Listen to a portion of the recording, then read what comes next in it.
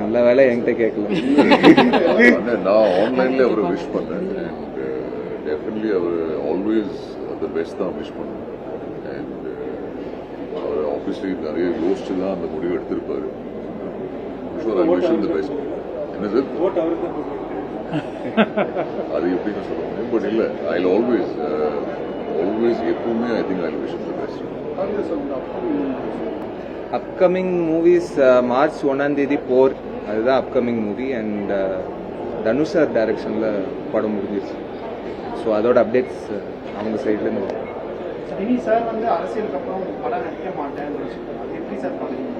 அப்படி சொல்லியிருக்காரு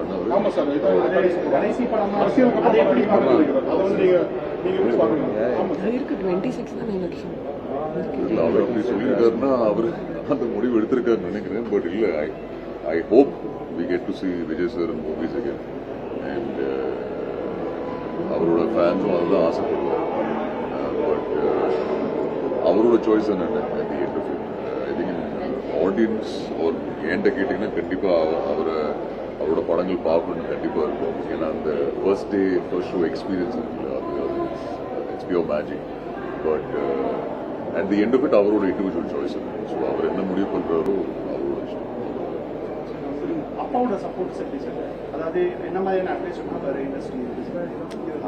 அவர் ஷூட்டிங்கில் பிஸியாக இருப்பார். அவர் அட்வைஸ் கொடுக்கலாம் டைமே இல்லை. ஸோ இதில் ஆஸ்மி என்ன படம் பண்ணிட்டு இருக்க அப்படின்னு கேட்போம். பட் எங்களுக்கு சினிமாலாம் தாண்டி நிறைய விஷயங்கள் இருக்கு பேசுறதுக்கும் ஷேர் பண்ணுறது. கண்டிப்பாக வந்தால் கண்டிப்பாக சுதா மேம் எந்த படத்துக்கு கூப்பிட்டாலும் கண்டிப்பாக போய் நினைக்கிறேன். கதையை கேட்க மாட்டேன். இது என்னோட செகண்ட் தேர்ட் விசிட்ல, ஆமாம் தேர்ட் விசிட். ஸோ அதான் இவங்க சொல்லிட்டு இருந்தேன். ஐ திங்க் எல்லா படம் ப்ரமோஷனும் கண்டிப்பாக இந்த தியேட்டர் வரும். ரொம்ப பிடிச்ச theatre. Even the staff and all them extremely friendly, very sweet kind. So கண்டிப்பாக அடுத்த படத்துக்கும் கண்டிப்பாக வருவேன். அண்ட்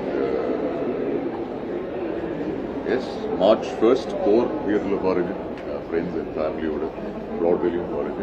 அண்ட் திண்டுக்கல்ல இருக்கிற ஆர்த்தி தியேட்டர்லையும் பாருங்க. எல்லா தியேட்டர்லையும் போய் பாருங்க, என்ஜாய் பண்ணுங்க.